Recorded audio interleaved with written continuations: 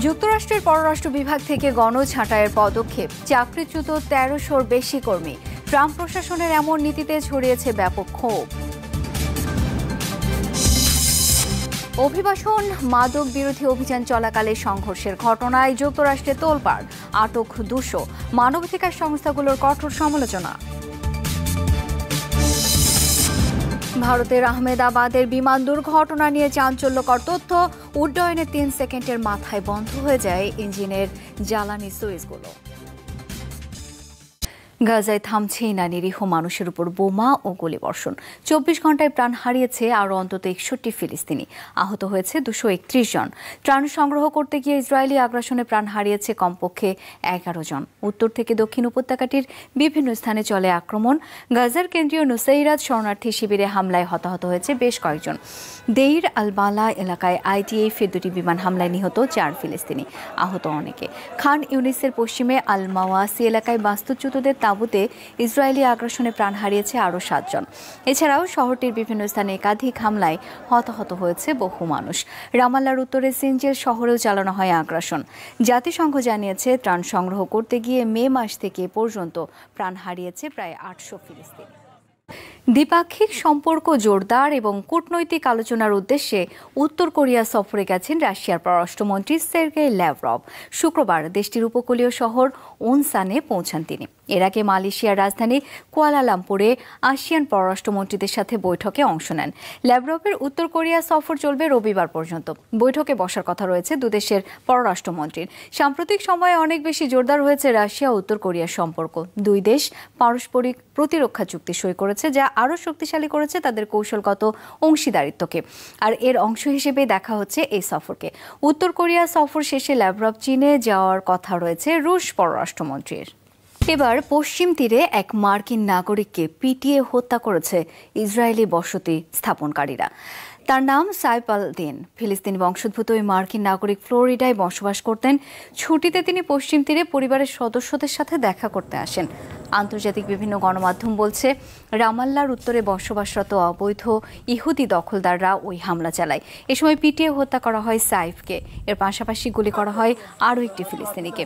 এদিকে ইসরায়েলিদের হামলায় নিজেদের নাগরিক নিহতের ঘটনাটি সম্পর্কে অবগত আছে বলে জানিয়েছে মার্কিন পররাষ্ট্র দপ্তর। যুক্তরাষ্ট্রের পররাষ্ট্র বিভাগ থেকে গণছাঁটাইয়ের পদক্ষেপ ঘিরে চলছে তোলপাড়। অর্থ বাঁচানোর নীতি বাস্তবায়নে এরই মধ্যে চাকরিচ্যুত হয়েছেন ১৩০০-র বেশি কর্মী। ট্রাম্প প্রশাসনের এমন নীতিতে ছড়িয়েছে ব্যাপক ক্ষোভ। প্রতিবাদ সমাবেশ করেছে বিভিন্ন শ্রেণী পেশার মানুষ। সরকারের এমন পদক্ষেপকে দেশের কূটনীতির জন্য চরম আত্মঘাতী সিদ্ধান্ত হিসেবেও দেখছে অনেকে। ডোনাল্ড ট্রাম্প প্রশাসন থেকে সরে গেছেন ইলন মাস্ক। মার্কিন প্রেসিডেন্টের সাথে তার সাম্প্রতিক বিবাদও তুঙ্গে। তবে দক্ষতা বিষয়ক বিভাগের দায়িত্ব পালনের সময় মাস্কের নেওয়া পরিকল্পনারই বাস্তবায়ন করছেন ট্রাম্প। ব্যয় সংকোচন ও দফতর পুনর্গঠনে সরকারি কর্মীদের ছাঁটাইয়ের যে সিদ্ধান্ত হয়েছিল তা কার্যকর করা শুরু করেছে যুক্তরাষ্ট্রের পররাষ্ট্র বিভাগ।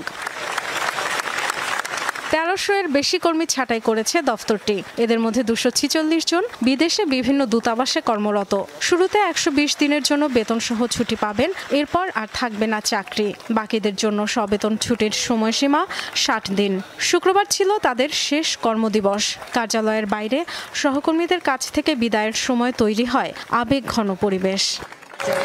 এটা আত্মঘাতী সিদ্ধান্ত। ফ্রন্টলাইন থেকে কর্মীদের সরিয়ে আনা হচ্ছে, যেখানে তাদের সবচেয়ে বেশি প্রয়োজন ছিল। এবার কিভাবে সামলাবে বৈদেশিক কূটনীতি? দেশের জন্য বৈদেশিক নীতির জন্য যারা এত শ্রম দিয়েছে তাদের পাশে দাঁড়ানো প্রয়োজন। এই ছাঁটাইকে অবৈধ মনে করছি। সরকারের এমন পদক্ষেপের বিরুদ্ধে রাজপথে নেমেছে অনেকে। ওয়াশিংটনে পররাষ্ট্র বিভাগের সামনে বিক্ষোভ করে বিভিন্ন শ্রেণী পেশার মানুষ। ট্রাম্পের পদক্ষেপকে মানবাধিকার লঙ্ঘন এবং গণতন্ত্রের জন্য ক্ষতিকর আখ্যা দিয়েছেন তারা। বৈদেশিক কূটনীতি পরিচালনায় লোকবল সংকট দেখা দেবে এমন শঙ্কার কথাও বলছেন অনেকে। এখানে এসেছি কারণ এটা কেবল সরকারি কর্মীদের জন্যই নয়, বরং প্রতিটি মার্কিনী এমনকি বিশ্বের জন্য বাজে দৃষ্টান্ত হয়েছে। এই কর্মীরা কেবল দেশের জন্য নয়, পুরো বিশ্বের মানুষের সাথে কাজ করতেন, যারা চাকরিচ্যুত হলেন।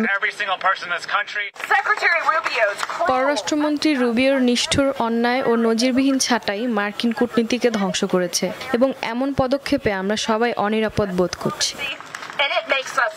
গত এপ্রিলে নেওয়ার সিদ্ধান্ত অনুযায়ী পররাষ্ট্র দফতরের ৩,০০০-এর মতো কর্মী ছাঁটাইয়ের কথা রয়েছে। এর আগে ৬ দশকের পুরনো বৈদেশিক সহায়তা সংস্থা ইউএসএইডের কার্যক্রম বন্ধ ও সীমিত করা হয় বিভিন্ন দেশে। সবশেষ টেক্সাসের আকস্মিক বন্যার সঠিক ও তড়িৎ পূর্বাভাস দিতে ব্যর্থতার জন্য দায়ী করা হয়েছে ছাঁটাইয়ের কারণে দেখা দেয়া লোকবল সংকটকে। টেক্সাসের পর এবার বন্যায় বিপর্যস্ত যুক্তরাষ্ট্রের ভারমন্টের বিভিন্ন এলাকা। রাজ্যের উত্তর পশ্চিমাঞ্চলের বিভিন্ন এলাকায় দেখা দিয়েছে বন্যা। কর্তৃপক্ষ জানায় টানা বৃষ্টির কারণে এই দুর্যোগ সৃষ্টি হয়েছে। বৃহস্পতিবার থেকেই ভারী বৃষ্টি হচ্ছে রাজ্যের বিভিন্ন স্থান জুড়ে। কয়েক ঘন্টায় 5 ইঞ্চি পর্যন্ত বৃষ্টিপাত রেকর্ড করা হয়। আকস্মিক বন্যায় ধসে পড়েছে অন্তত 20টি স্থাপনা, ভেঙে গেছে বিভিন্ন সড়ক। কর্তৃপক্ষ জানিয়েছে আটকে পড়াদের উদ্ধারের পাশাপাশি ধ্বংসস্তূপ সরাতে কাজ করছে বিভিন্ন দপ্তর।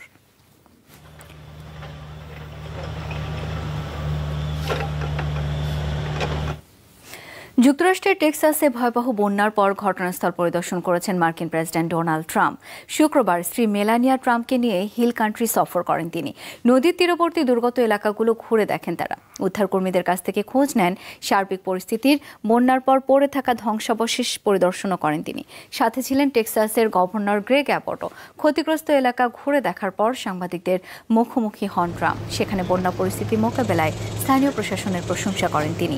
4 জুলাই ভোরে শুরু হওয়া আকস্মিক বন্যায় এখন পর্যন্ত প্রাণ হারিয়েছে অন্তত 120 জন। এখনো নিখোঁজ প্রায় 160 জন। যুক্তরাষ্ট্রের টেক্সাসের সংবাদ সম্মেলনে সময় মতো বন্যা সতর্কবার্তা না দেয়া ইস্যুতে প্রশ্ন তোলায় ক্ষেপে গেলেন মার্কিন প্রেসিডেন্ট ডোনাল্ড ট্রাম্প। সাংবাদিককে খারাপ মানুষ বলে মন্তব্য করেন তিনি। আমি মনে করি এই কঠিন পরিস্থিতিতে সবাই অসাধারণ কাজ করেছে। তাদের প্রতি আমার গভীর শ্রদ্ধা রয়েছে। জানি না আপনি কে, কিন্তু এমন প্রশ্ন কেবল একজন খারাপ মানুষই করতে পারে। ক্যালিফোর্নিয়ায় অভিবাসন ও মাদক বিরোধী অভিযান চলাকালে সংঘর্ষের ঘটনায় তোলপাড় চলছে যুক্তরাষ্ট্রে। অভিযানের সময় অন্তত 200 জনকে আটক করেছে নিরাপত্তা বাহিনী। মাদক, অবৈধ অভিবাসন এবং নিরাপত্তা বাহিনীর উপর হামলার অভিযোগে আটক করা হয় তাদের।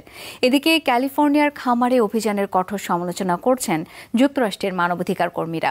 অবৈধ অভিবাসনের নামে মানবাধিকার লঙ্ঘন করছে ফেডারেল প্রশাসন, এমন অভিযোগ তাদের।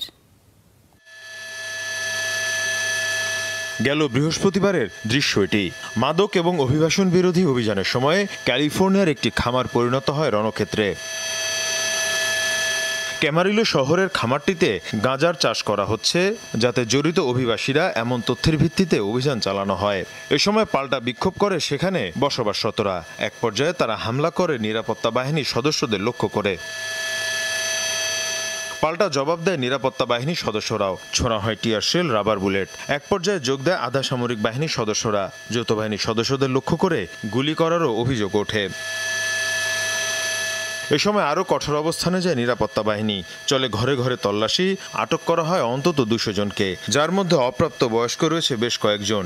এদের বেশিরভাগই অবৈধভাবে যুক্তরাষ্ট্রে বসবাস করছিলেন। গণমাধ্যম বলছে অভিযানে নিহত হয়েছে 1 জন। এদিকে অভিযানের পর তোলপাড় চলছে যুক্তরাষ্ট্রে। অবৈধদের ধরপাকড়ের নামে মানবাধিকার লঙ্ঘন করা হচ্ছে বলে অভিযোগ তুলেছেন দেশটির মানবাধিকার কর্মীরা। আমরা আদালতকে বলেছি যে সরকারকে অবশ্যই আইন অনুসরণ করতে হবে। এটা মৌলিক সাংবিধানিক অধিকার। কেন তাদের আটক করা হলো এটা সরকারকে স্পষ্ট করতে